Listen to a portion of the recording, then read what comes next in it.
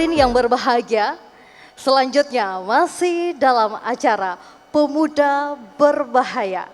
Kegiatan ini merupakan ajang silaturahmi satu sama lain, ajang bertukar pikiran, bertukar pandangan, visi dan misi untuk kemajuan daerah kita tercinta. Dan guna menghadirkan inovasi serta ide-ide kreatif untuk kemajuan daerah, selanjutnya kita akan mengikuti Super Talk Show Pemuda Berbahaya, tentunya dengan narasumber yang luar biasa telah hadir di tengah-tengah kita. Dan untuk jalannya Super Talk Show akan dipandu oleh rekan kami, eksekutif produser juga sekaligus Ketua FKP Provinsi Sulawesi Selatan. Kita sambut Kakanda Rijal Jamal.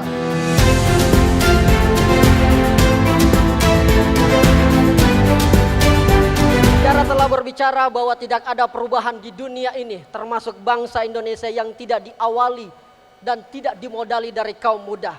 Sejarah berbicara tentang anak muda dan anak mudalah yang mewarnai Indonesia hari-hari ini. Anak muda adalah halaman pertama, bahkan sampul daripada Negara Kesatuan Republik Indonesia. Dan di momentum 93 tahun, Sumpah Pemuda, kita tumbuh dan kita bangkit di momen yang sangat luar biasa itu. Dan kita akan mulai dari Bumi Lasindra. Berikan aplaus buat kita semua. Dan mari sama-sama kita sambut pembicara kita yang pertama, tokoh kita yang pertama. Beliau adalah millennial influencer dan juga tokoh muda nasional, motivator, seorang tokoh perempuan yang banyak mencatatkan prestasi bukan hanya di kancah nasional tapi juga di kancah global. Postingannya, kontennya, dan berbagai macam apa yang dia tampilkan memberikan inspirasi bagi seluruh hampir 70 juta anak muda Indonesia. Dan mari kita sama-sama sambut the one and only Sherly Anavita.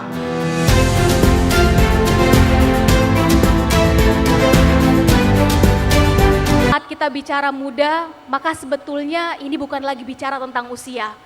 Saat kita bicara muda, ini adalah tentang pilihan mindset dan pilihan sikap kita. Kita pengen ngelihat ke depan dengan harapan atau dengan keputusasaan. Sepakat? Saat kita bicara muda teman-teman, otomatis kita bicara tentang masa depan. Harus kita akui anak muda tidak bisa menawarkan glorifikasi masa lalu. Betul? Anak muda sangat sedikit yang bisa menawarkan hari ini. Harus kita akui ilmu kita sedikit, pengalaman kita sempit, wawasan, kalaupun ada yang kita ketahui, percayalah ini masih sangat pas-pasan. Dengan kata lain, kalau ada satu-satunya hal yang bisa kita anak muda tawarkan, ini pasti adalah masa depan. Sepakat? Kayaknya belum sepakat. Sepakat? Saat kita bicara muda, sebetulnya ini bukan baru viral 5-10 tahun yang lalu. Saat kita bicara muda, ini sudah trending dan sudah hype bahkan dari 1400-an tahun yang lalu. Tidak usah jauh-jauh keluar Indonesia saja, setiap perubahan besar yang terjadi di Indonesia pasti di belakangnya ada derap langkah anak muda. Sebutlah mulai dari 1908, 1928, 1945, 1966, dan pada akhirnya tahun 2020 terakhir, ini selalu di belakangnya ada derap langkah anak muda. Untuk itu, kali ini masih di bulannya pemuda, 93 tahun yang lalu, kita menyampingkan dulu segala perbedaan, fokus pada persamaan. 1945, 76 tahun yang lalu, dari awal slogan kita adalah Bhinneka Tunggal Ika, berbeda-beda tapi tetap satu. Baik. Untuk itu mari sama-sama sekarang kita tidak lagi disibukkan dengan segala perbedaannya, fokus dengan persamaan tujuan. 2045, 24 tahun dari sekarang adalah Indonesia Emas, dan saat bicara Indonesia Emas kita adalah bicara anak muda zaman sekarang. Untuk itu ayo kita persiapkan karena masa depan adalah milik mereka yang mau mempersiapkan hari ini. Demikian, pada akhirnya, terakhir Kak Rijal, saya ingin tutup bahwa tua muda bukan lagi tentang usia, tapi tentang pilihan sikap. Pada akhirnya akan ada yang berubah, akan ada yang bertahan. Tapi satu yang pasti, bahwa harapan, cita-cita, dan keyakinan itu harus terus kita perjuangkan. Terima kasih. Nah, selanjutnya saya akan present salah satu tokoh yang paling care, yang paling peduli pada anak muda. Beliau adalah seorang akademisi, mantan demonstran, anak kampung, anak desa, tepatnya di Kabupaten Bone. Beliau hadir sebagai salah satu pimpinan fakultas, salah satu universitas terbaik yang dimiliki oleh Indonesia Timur, tentunya Universitas Muslim Indonesia. Dan langsung kita sama sambut semuanya. Inilah dia, Dekan FT UMI, pemerhati milenial, Zakir Sabara.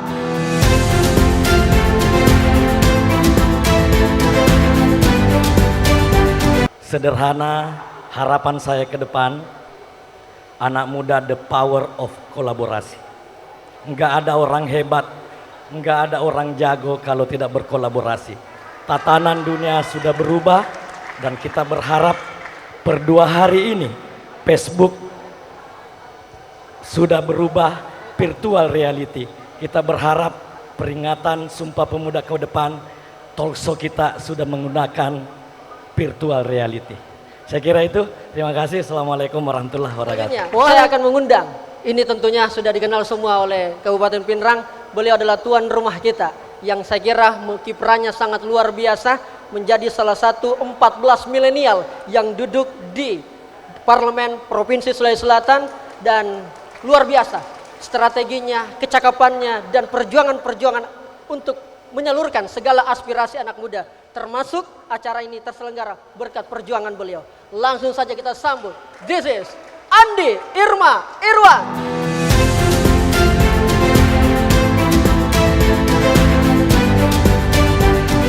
Saya hanya ingin menyampaikan bahwa kita sebagai anak muda betul-betul harus memanfaatkan apa yang telah ada di depan mata kita.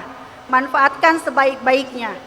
Kita akan menghadapi bonus demografi anak muda ke depan. Mudah-mudahan dengan adanya kegiatan pada malam hari ini bisa menjadi salah satu sumber semangat buat kita anak muda yang berada di Kabupaten Pinrang secara khusus. Baik, langsung saja saya menutup sambutan saya pada malam hari ini karena hanya diberi waktu 1 menit. Anak mudaku, kita belum hidup dalam sinar bulan purnama, kita masih hidup dalam masa pancaroba. Tetap semangat wahai semua teman-teman pemuda. Sekian, Assalamualaikum warahmatullahi wabarakatuh. Baik, kali ini saya akan memanggil tokoh perempuan kembali. Beliau kiprahnya luar biasa di ibu kota Provinsi Sulawesi Selatan, di kota Makassar, menjadi salah satu pengurus atau pimpinan organisasi yang menjadi laboratorium anak muda dan simbol pemersatu anak muda, KNPI Sulawesi Selatan. Dan juga beliau merupakan politisi milenial. Kita sambut saja Indira Mulia Sari.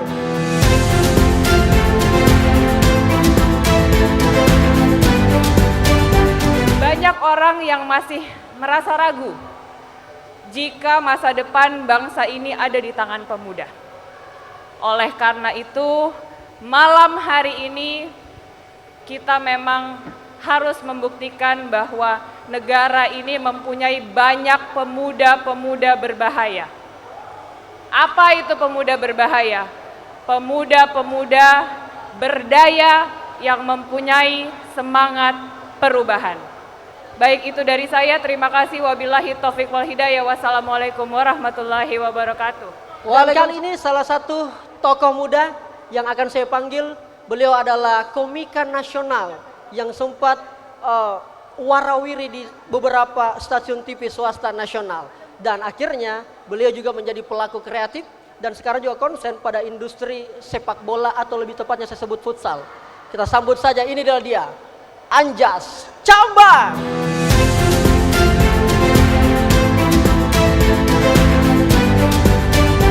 Sebenarnya kalau saya pribadi ini memandang Sumpah Pemuda itu tidak yang besar-besar, tidak yang muluk-muluk. Menurutku Sumpah Pemuda itu hal yang kecil-kecil, yang remeh-temeh. Sumpah adalah janji. Janji tak sama teman tak, janji tak sama lingkungan, janji tak sama keluarga. Itu baru Sumpah Pemuda. Omong kosong itu kalau hari ini mau pinjam uang besok nak bayar, nah itu jangan itu. Omong kosong. Kalau bicara masalah janji sumpah, saya ini Pak, yang bersumpah berjanji, saya tidak hianati. Saya sama istriku yang sekarang Pak, 4 tahun menikah. 10 tahun pacaran, dari 2006 sampai 2017. Akhirnya saya menikah, dikaruniai anak 3. Anak pertama 3 tahun, anak kedua 2 tahun, anak terakhir 8 hari yang lalu. Jadi tidak perlu kita ragukan toh. 3. Untungnya yang terakhir itu perempuan, yang pertama sama yang kedua laki-laki. Itu dalam hatiku, kalau yang ketiga lagi laki-laki, ini kayaknya di mama yang lain baru saya dapat perempuan. Untuk laki-laki. Tapi luar biasanya ini Pindrang, saya kagum sama sekali dengan Pindrang. Tadi ini cuacanya deras sekali, hujan. Tapi ternyata pawang hujannya di Pindrang ini nomor 1 kayaknya, boleh tepuk tangan dulu. Akhirnya hening, tiba-tiba tadi hujan deras. Pernah saya bikin acara ini di Palopo, ini hujannya deras. La ilaha illallah. Pergi saya ke pawang hujan ini, saya bilang sama dia, Pak, tolongin dihentikan hujannya. Tiba-tiba baca doa. Raja mata buta mata barakallah, ilaha illallah barakatul lizi min alim. Berhenti 3 detik. Tiba-tiba deras hujan, saya tanya sama dia, Pak, katanya sudah didoakan, kenapa berhenti? Kenapa tambah deras?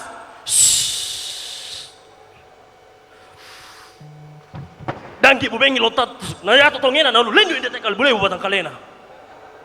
Tambah deras. Saya tanya sama dia, bagaimana ini sudah dikasih keluarkan jurus, sudah dikasih keluarkan doa, tambah deras, bagaimana ini Pak? Tiba-tiba dia peluk saya ingat sekali, dia peluk saya. Dia bisik di telingaku, itu Mina, musimnya memang. Terima kasih semua, assalamualaikum warahmatullahi wabarakatuh. Luar biasa, Anjas, coba kita berikan aplaus yang meriah. Apakah itu pemuda berbahaya? Oh iya, pemuda berbahaya tanggal 30-31 Oktober di Gedung Indoor Kabupaten Pindrang. Tapi pemuda berbahaya itu ketika apa sih? Pemuda berbahaya itu ketika kurang berbicara, beraksi tanpa jeda. Pemuda berbahaya itu ketika dipecat dari perusahaan dan langsung membuat lapangan kerja yang baru. Pemuda berbahaya itu ketika ngumpul dengan teman tapi tidak pegang HP. Pemuda berbahaya itu jika berani jadi seniman, bukan jadi bajingan. Pemuda berbahaya itu mampu mengambil keputusan di saat semua orang gila urusan. Nah, kalau menurut kamu, pemuda berbahaya itu ketika apa? Tulis di kolom komentar. Bagaimana pendapat netizen yang budiman?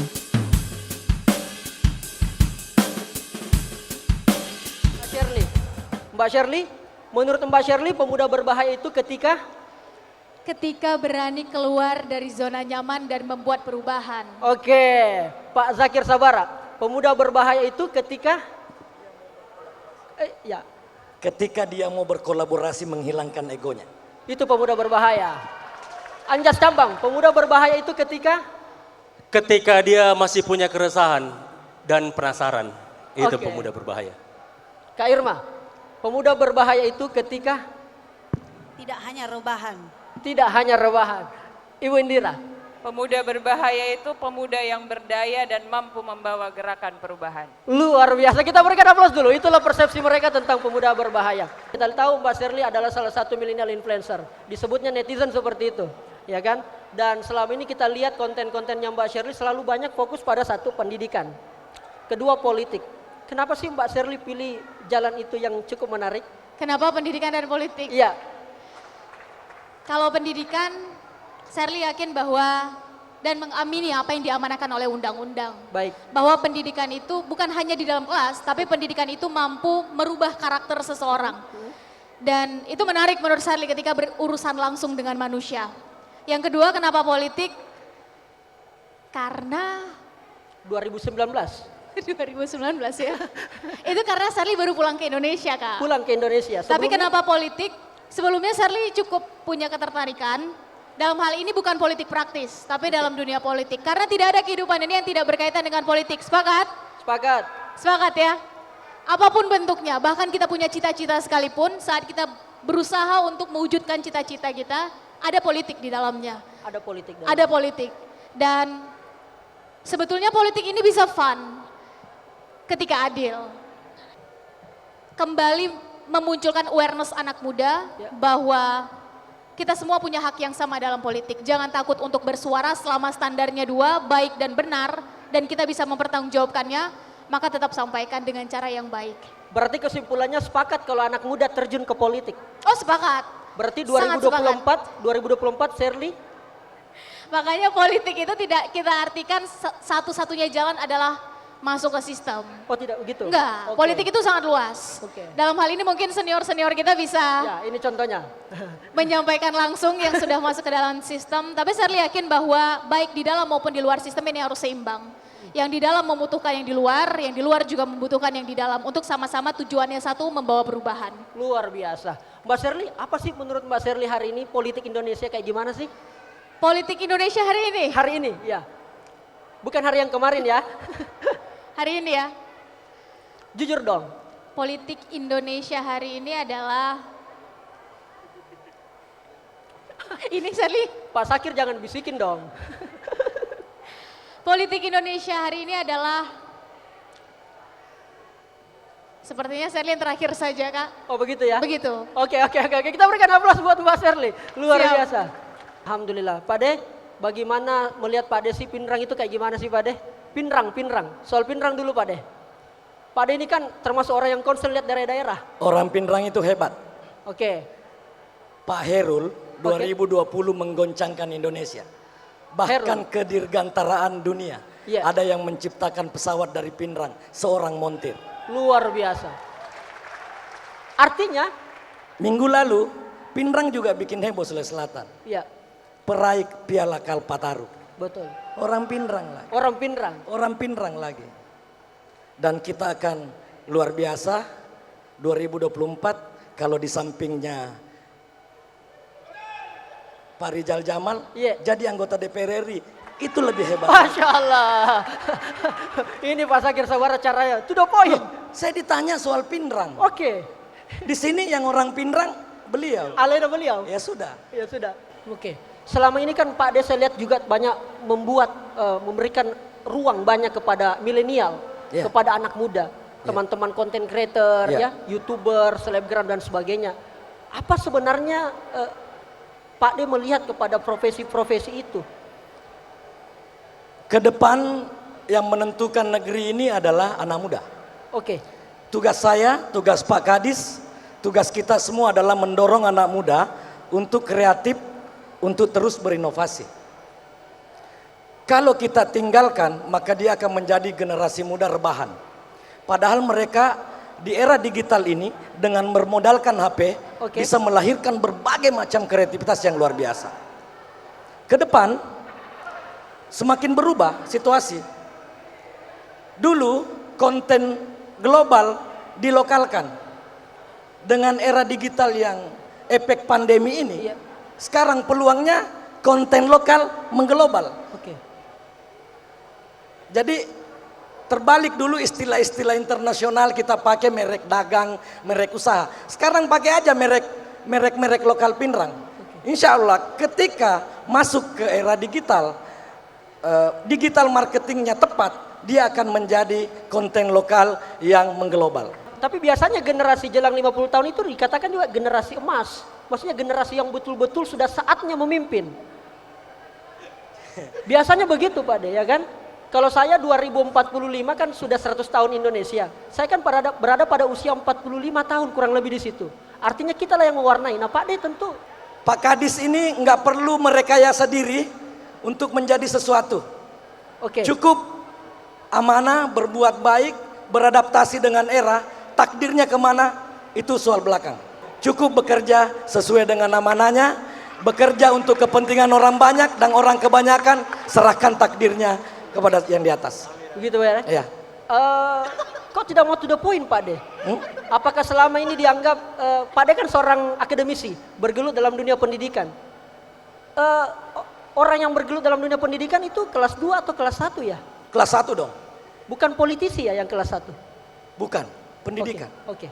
Apalagi di era sekarang ini. Iya. Sangat dibutuhkan jenjang pendidikan mulai TK sampai perguruan tinggi. Adab. Kita kehilangan etika.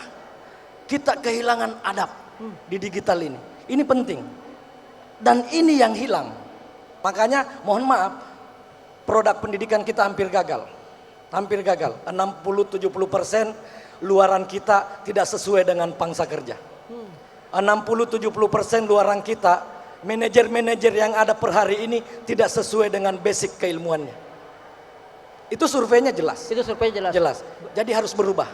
Makanya pendidikan hari ini harus berubah dan pendidikan mesti kelas 1. Harus kelas 1. Harus kelas 1. Berarti hari ini kelas 2. Ya, Berarti hari ini kelas 2 karena mengkelas duakan diri karena tidak mau berubah diri. mengkelas-duakan diri karena tidak mau merubah diri. Iya. Kita berikan aplaus buat Pak Zakir Sabara, luar biasa. Ibu Dewan, ini kan ada yang menarik ini Ibu Dewan. Jumlah Anda milenial itu ada 14 orang. Betul. Dari 85 orang yang tercatat. Seluruh anggota DPRD Sulsel. Sebenarnya ketika bicara milenial kategorinya 40 ke bawah. 40 ke bawah, oke lah. Kita sepakat Sebenarnya di situ. kalau kita sepakat di bawah 40 tidak 14 orang. Tidak 14 orang. Lebih dari 14 orang. Ketika kita bicara di bawah 40 lebih dari 14 orang. Bagaimana suara milenial di Jalan Urip Sumoharjo? Menggaungkah atau lebih dominan senior-senior nih? Sudahlah kau masih muda, kau belajar mikro dulu 1 periode. Kira-kira begitu. Kira-kira gimana itu Dewan? Kita mau tahu nih. Kalau mau dikatakan jujur, ya memang yang namanya minoritas dengan ini pasti kita masih tergolong sedikit dibandingkan dari 85 orang. Karena lebih dari 50% kan memang masih senior. Nah, tetapi bukan berarti kita hanya diam, tidak. Kami hari ini tetap melakukan komunikasi-komunikasi, baik itu WA group maupun kita berkomunikasi langsung di kantor. Itu masih kita lakukan. Tidak mungkin kita tidak melakukan, walaupun mungkin kurang kedengaran. Jadi belum terlalu kencang nih seorang Andi Irma Irwan di provinsi? Atau sudah kencang cuma masih kecil, masih ruang lingkupnya kecil. Jadi butuh tambahan dorongan dari anak-anak muda lain di kabupaten lain untuk bisa duduk di sana? Ya kalau bicara secara pribadi, di sana kan banyak orang kakak ya, di sana di banyak teman-teman kita dari kabupaten-kabupaten lain. Ketika bicara anak muda, saya rasa teman-teman perwakilan milenial di sana sudah mewakili semua anak-anak muda yang ada di Kabupaten Sulawesi Selatan. Apa sih tidak enaknya menjadi anggota DPRD? Yang tidak enak? Mungkin secara ini tidak enaknya secara umum ya. Secara umum mungkin karena saya ibu rumah tangga, otomatis waktu saya akan berkurang sedikit ke keluarga. Berarti itu tidak enaknya? Tidak enaknya seperti itu, karena memang kita harus pintar-pintar membagi waktu antara keluarga dengan pekerjaan. Yang enaknya? Yang enaknya? Yang enaknya, weh enak betul jadi anggota dewan ini. Paling utama saya bisa mengenal banyak orang. Mengenal banyak orang, relasi. Luar biasa. Kita berikan aplaus buat Kak Indira, luar biasa mengantar kita. Kak Indira ini kan luar biasa mencuat namanya ketika kemarin mengikuti berbagai macam kontestasi. Ya kan? Harus kita akui itu Kak Indira. Kalau kita ketik di Google Indira Mulyasari Paramastuti muncul itu. Bukan justru KNPI-nya, justru kebanyakan itu. Itu gimana ceritanya Kak Indira? Yang kemudian dari DPRD kota memberanikan diri untuk memimpin kota, lalu kemudian kita tidak tahu ini bagaimana ke depan. Yang jadi masalah masih sempat ngurusin organisasi sekelas KNPI. Itu gimana itu Kak? Baik, awal mulanya DPRD Kota Makassar di 2014. Belum habis masa jabatan, memberanikan diri mengambil kesempatan. Diminta menjadi calon wakil wali kota Makassar dan sekaligus menjawab tadi pertanyaan buat Kakak Shirley, bagaimana politik itu saya rasakan kejam Pak Sakir pada saat itu. Kejam ya, oke ya, kita sepakat kejam ya. Jadi itu bukan Shirley yang bilang Kak Rijal, itu betul. Langsung ya, oke. Selama di DPRD Makassar saya tidak pernah merasakan politik itu kejam, tetapi setelah maju menjadi calon wakil wali kota Makassar baru saya rasakan politik itu kejam. Kejamnya di mana? Kejamnya di mana itu yang kita tidak tahu karena ada di semua sisi, kiri, kanan, depan, belakang, atas, bawah gitu. Kejam semuanya, tapi pastinya dari mana kita sendiri nggak tahu. Gitu. Oknum yang mana kita juga nggak tahu. Gitu. Jadi pokoknya kejam. Kejam. Kalau saya katakan politik itu berbahaya? Berbahaya juga iya. Berarti Anda melarang masuk orang ke politik? Tidak. Karena itulah tantangannya. Jadi pada saat kita berani mengambil tantangan itu, berarti kita berani menghadapi bahaya, kita berani menghadapi kejamnya politik. Wah, oke. Nah, selama ini kan Kakak Indira juga fokus pada organisasi. Ya. Kenapa masih sempat ngurusin organisasi, Kak? Bukannya fokus pada karir, apa segala macam, Iya. yang bisa justru menaikkan Kak Indira kembali. Terus terang saya menyesal baru masuk bergabung di organisasi di tahun 2019. Wih, Selama kuliah saya tidak pernah bergabung di organisasi apapun itu gitu. Setelah saya masuk ke KNPI Provinsi Sulawesi Selatan ternyata luar biasa. Seandainya mungkin saya masuk dari dulu, dari zaman mungkin saya kuliah, saya akan jauh lebih percaya diri karena ternyata organisasi kita bisa belajar banyak banget. luar biasa. Dan itu baru Anda rasakan Kak Indira ya? Baru saya rasakan. Akhirnya ketagihan. Akhirnya Dari ketagihan? KNPI Sulsel, Pemuda Pancasila, Karang Taruna, Purna Paskibraka Indonesia, udah semuanya. Itu sudah semuanya. Apakah itu menjadi modal ke depan untuk kembali bertarung di 2024? Amin, insya Allah. Amin, insya Allah. Wah, ini luar biasa. Bolehlah klasifikasinya, Ibu Dewan? Tetap kota? Saya insya Allah tetap kota. Tetap kota ya? Karena yang jadi wali kota temannya Anda sekarang, begitu? Mudah-mudahan masih nanti di 2024, mudah-mudahan teman saya juga Oke. jadi lebih mudah. Jadi lebih mudah, oke, luar biasa. Oke, Kak, Sumpah Pemuda dong, menurut Kak Indira, kayak gimana itu Kak? Tadi sudah saya sampaikan, Sumpah Pemuda diperingati setiap tahun setelah sekian tahun, tetapi masih banyak orang yang meragukan pemuda untuk membangun masa depan bangsa. Makanya tadi saya bilang kita memerlukan pemuda berbahaya, supaya terjawablah tantangan itu bahwa, oh jangan salah, pemuda Indonesia ini pemuda berbahaya. Sebagian besar dari mereka mampu membuat perubahan, sebagian besar dari mereka adalah pemuda-pemuda berdaya. Baik, luar biasa. Kita berikan aplaus yang meriah buat Indira Mulyasari. Nah, saya ke Anjas Cambang, yang punya cambang di Sulawesi Selatan. Om Anjas, tadi Anda bilang keresahan. Selama ini saya lihat postingan-postingan tak di Facebook, itu banyak kritik-kritiknya Om Anjas. Tapi lewat tulisan. Sebenarnya, kenapa saya lagi komika urusi lagi soal pemerintahan, politik. Apakah yang kita lihat dari mereka-mereka itu? Jadi kalau bicara kenapa selalu komika atau komik stand up comedian ngurusin masalah apa tadi ya bilangnya? Keresahan. Politik, keresahan. Ya, ya. Selalu penasaran terhadap semua hal. Ya karena memang pemuda itu mati kalau dia tidak punya rasa penasaran. Oke. Jadi pemuda itu wajib memunculkan rasa penasaran. Rasa keresahan yang begitu besar terhadap apapun itu. Yang sifatnya positif lebih baiknya. Iya, iya. Karena yang paling penting buat saya itu bahwa lintas disiplin. Saya pernah mendengar satu quote bahwa sebenarnya pemuda kita itu tidak maju karena disiplin ilmu kumpul jadi satu. Oke. Jadi orang seni kumpul dengan orang seni, orang olahraga kumpul dengan olahraga. Harusnya lompatan kita jauh lebih baik lagi kalau lintas disiplin ilmu kumpul jadi satu. Dengan begitu yang dihasilkan perubahan yang begitu dinamis. Karena perubahannya nanti bisa berbeda. Dengan begitu ada kolaborasi antara misalnya saya dari akademisi di seni budaya misalnya. Saya kolaborasi dengan Pak D misalnya.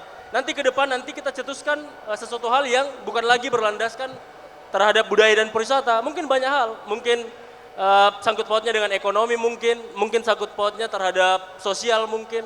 Nah seperti itu. Jadi kenapa saya selalu muncul kritikan-kritikan itu di media sosial karena betul kata Pak D tadi bahwa senjata kita paling utama sekarang ya media sosial karena tiap orang menjadi medianya masing-masing, tiap orang menjadi media sosial masing-masing.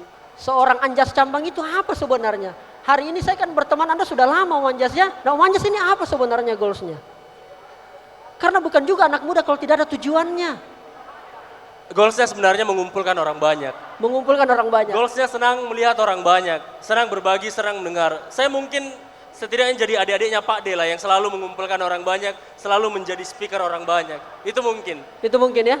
Berarti memang dirasa salah satu profesi yang kemarin adalah komika itu kurang menjanjikan karena tidak bisa. Waduh. Sebenarnya kurang menjanjikan bahasa yang kurang tepat. Oke, Karena yang kalau tepat. kita sama Musdalifah, sekarang ada di TV nasional, sekarang menetap di Jakarta. Itu membuktikan bahwa daerah geografis tidak menutup langkah kita untuk bisa berkarya. Untuk bisa hidup di dalam stand up comedy, dalam karir yang kita tekuni. Kalau teman-teman Anda saya lihat banyak tuh stand up komedi dilaporkan. Wah. Dengan berbagai macam masalah. Ya memang sekarang mungkin zamannya sosial media begitu kencang sekali. Jadi yang saya mau yakinkan bahwa stand up comedian tidak punya niat sama sekali untuk menyinggung orang. Oke. Stand up comedian sama sekali tulus untuk menghibur. Soal ketersinggungan ada di hatinya orang masing-masing. Kita tidak bisa membahagiakan semua orang. Mbak Sherly, karena tadi Om Anjas Cambang ini sudah singgung media sosial, kita bicara ranah itu sekarang. Mbak Sherly, kalau saya melihat hari ini, kebanyakan DM juga saya yang masuk, Kak Rijal, jangan kita terlalu sering kritik. Karena hari ini kalau orang kritik penjara, kalau kita bersuara apa segala macam, mending cari uang. Aman, ada kebutuhan. Ngapain? Mbak Sherly, gimana tuh Mbak Sherly? Dilarang bersuara, nanti masuk penjara gitu. Kritik itu adalah bukti bahwa kita sayang, Kak Rijal. Oke. Kritik, karena pada akhirnya kritik dan apresiasi itu harus balance, harus seimbang. Terlalu banyak diapresiasi, nggak ada kritik, kita jadi nggak tahu blind spot kita di mana. Kesalahan kita apa yang harus kita perbaiki. Terlalu banyak kritik, nggak ada apresiasi, ini juga nggak baik, apalagi buat anak muda. Kita jadi nggak tahu hal baik apa yang udah kita lakukan dan harus kita teruskan. Kritik dan apresiasi ini harus balance. Kembali ke pertanyaan Kak Rijal, kritik ini adalah bentuk sayang. Ketika kritik ini dianggap sebagai musuh, ketika ada yang memberikan masukan saran ini langsung dianggap kontra, nah ini mungkin ada persepsi yang salah dan ini harus diluruskan. Tentu kritik ini adalah dengan cara yang baik, dengan bahasa yang sopan, dengan data-data semuanya bisa dipertanggungjawabkan karena tujuan kita mengkritik kan adalah agar bisa didengar, agar bisa sampai dan syukur-syukur bisa mempengaruhi dan menggerakkan. Kalaupun tidak langsung ke dalam setidaknya awareness ke masyarakat karena semakin sering masyarakat menyampaikan, kalau sekarang konteksnya media sosial, maka pelan tapi pasti itu akan sampai juga. Oke, berarti Mbak Sherly sepakat ya bahwa gunakan media sosialmu salah satunya adalah bentuk sayang itu dengan mengkritik. Anda sepakat itu ya? Itu salah satu media alternatif kita yang sekarang udah ada di tangan kita semua. Jadi industri 5.0 it's not about the gun, it's about the man behind the gun. Ini bukan lagi tentang senjatanya, karena senjatanya udah ada di tangan kita teman-teman. Teknologinya sekarang udah ada di tangan kita. It's about the man behind the gun. Pistolnya mau kita arahkan ke hal yang positif atau negatif, mau nyebarin hoax atau fakta, mau dipakai untuk membunuh orang atau membantu orang untuk kebermanfaatan atau kemudorotan. Oke, seperti itu. Nah, kalau melihat netizen, biasanya netizen yang membuat Mbak Sherly sampai baper lah, pernah baper gitu. Ketika apa gitu? Di sosial media. Di sosial media, kita bicara media sosial ini. Di sosial media nggak usah baper teman-teman. Oke. Baper bawa perasaan ya, bukan bawa perubahan. Oke. Di sosial media nggak usah bawa perasaan. Karena perasaan dan logika itu dua hal yang berbeda. Oke. Menangkan perasaan, logika kita menciut, menangkan logika, perasaan kita tumpul. Dan di sosial media nggak usah pakai baper. Ini kan kemarin-kemarin bagaimana responnya sih Mbak Sherly setelah banyak orang yang mengkritik, terus kemudian masuk dikasuskan lah kira-kira bahasanya seperti itu. Dengan fokusnya adalah ke pemerintahan misalnya, baik sifatnya daerah maupun nasional. Gimana sih Mbak Sherly? Nggak takut gitu? Atau bagaimana Mbak Sherly melihat orang-orang seperti itu? Sebetulnya itu definisi kejam yang tadi sempat kita sampaikan. Kejam itu? Kejamnya kalau tadi mungkin dari dalam ya. Kan perubahan itu ada top down, ada bottom up. Kalau tadi kan kakak sampaikan itu dari dalam. Dan kita harus akui salam hormat kita untuk teman-teman yang berjuang dari dalam. Tapi kalau kita yang dari luar, ini kan berarti bottom up. Dari luar ke dalam. Dan titik kejamnya adalah ketika dianggap berbeda, ini dianggap kontra. Padahal berbeda bukan berarti kontra, berbeda justru menunjukkan perspektif yang lain. Dan ketika berbeda ini kemudian, kalau dalam konteks sosial media kan berarti kan hilang akunnya kan begitu. Maka kalau dari Sherly, karena hilang sosial media ya bikin lagi kan begitu. Tapi kalau hilang orangnya, nah ini mulai salah. Ketika kekuasaan dipakai untuk sesuatu yang tidak benar, ini kan sama-sama harus kita kritisi. Justru kita mengkritisi karena kita sayang dan inginkan perubahan ke arah yang lebih baik. Luar biasa, kita berikan aplaus sekali lagi, menarik sekali. Banyak sekali ilmu kita dapat ini. Ibu Dewan, bagaimana rasanya kalau dikritik Ki? Apa respon pertama tak biasa? Terutama di media sosial kalau ada yang kritik seorang anggota DPRD yang terhormat itu. Jujur pertama saya dikritik itu baper. Baper. Oke, politisi baper ya. Kenapa? Karena selama ini ketika kita berbicara langsung, kita belum aktif di media sosial, ketika orang mau mengkritik, menyampaikan, pasti mereka akan juga memilih bahasa-bahasa yang enak, bahasa-bahasa yang pantas. Tetapi ketika beliau atau netizen mengkritik melalui media sosial, Bisa saja mereka menggunakan akun fake misalnya, kemudian ngomongnya ya sembarang. Nah itu awal-awal sekali saya dikritik, dan itu bukan mengkritik saya secara langsung, walaupun bukan mengkritik saya secara langsung, tetapi menyinggung orang terdekat saya. Nah itu awal-awalnya baper, tetapi mungkin karena makin kesini saya sudah terbiasa.